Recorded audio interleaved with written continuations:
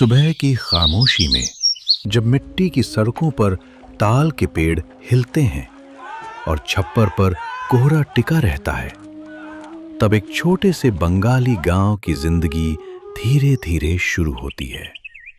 सीधी, शांत और वक्त से बिल्कुल अलग।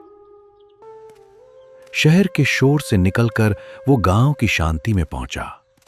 एक ऐसा आदमी जो खामोशी का आदी नहीं था, अब उसी में घिरा हुआ था। नया पोस्टमास्टर इस अनजाने गांव में बिल्कुल अकेला था। दिन धीरे धीरे कटते गए।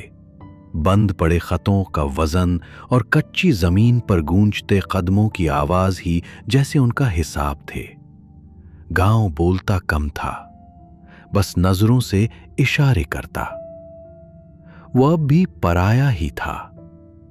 पेड़ों के उस पार नील की फैक्ट्री खड़ी थी, एक समय की हुकूमत की निशानी।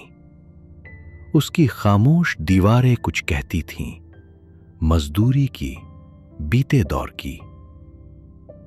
पोस्टमास्टर रोज वहां से गुजरता, मगर कभी अंदर झांका भी नहीं।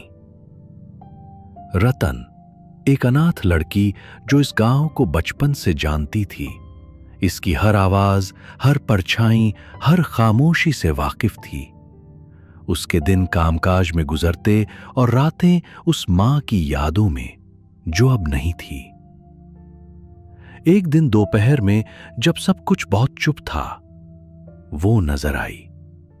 नन्ही सी, भोली, बिना चप्पल के, तांबे का लोटा पकड़े हुए और आंखों में ढेर सारी बातें छुपी थीं। कई दिनों बाद पोस्टमास्टर के चेहरे पर मुस्कान आई। हल्की लालटेन की रोशनी में हाथ में पट्टी लिए वो अपने पहले अक्षर सीख रही थी। वो धीरे धीरे सिखा रहा था, बहुत प्यार और सब्र से। सिखाते हुए उसे एक साथी मिला और सीखते हुए उसे खुशी। वे बातें करते थे कलकत्ता की, किताबों की, सपनों की और सूखे आम की। पहले जो उनकी दुनिया अलग अलग थी, अब वो चुपचाप एक दूसरे से जुड़ने लगी थी। ये सिर्फ एक आदत नहीं थी, ये एक अपनापन था, एक लय थी। एक दिन पोस्टमास्टर बीमार पड़ गया। अकेले था, बुखार में तप रहा था। उसने मदद के लिए पुकारा और वो आ गई, पानी लेकर, चिंता के साथ और उस देखभाल के साथ जो उसके पास कम थी, पर उसने सब कुछ दे दिया। शरीर तो ठीक हो गया था, पर दिल अब भी बेचैन था।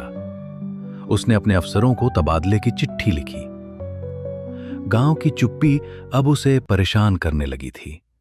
रतन को उसने कुछ नहीं कहा, अभी तक नहीं।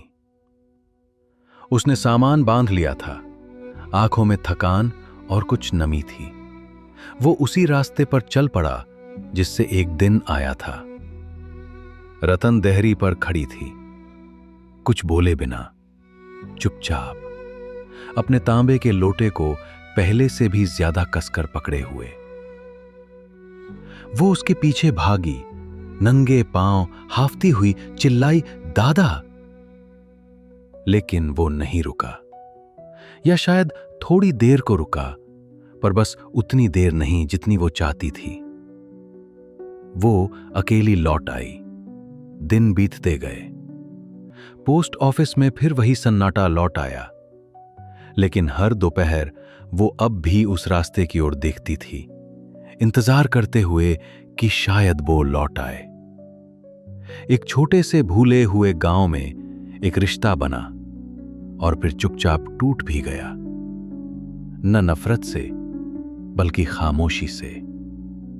बहुत दूर कोई एक आदमी अब भी सोच रहा था, क्या उसे लौट जाना चाहिए था।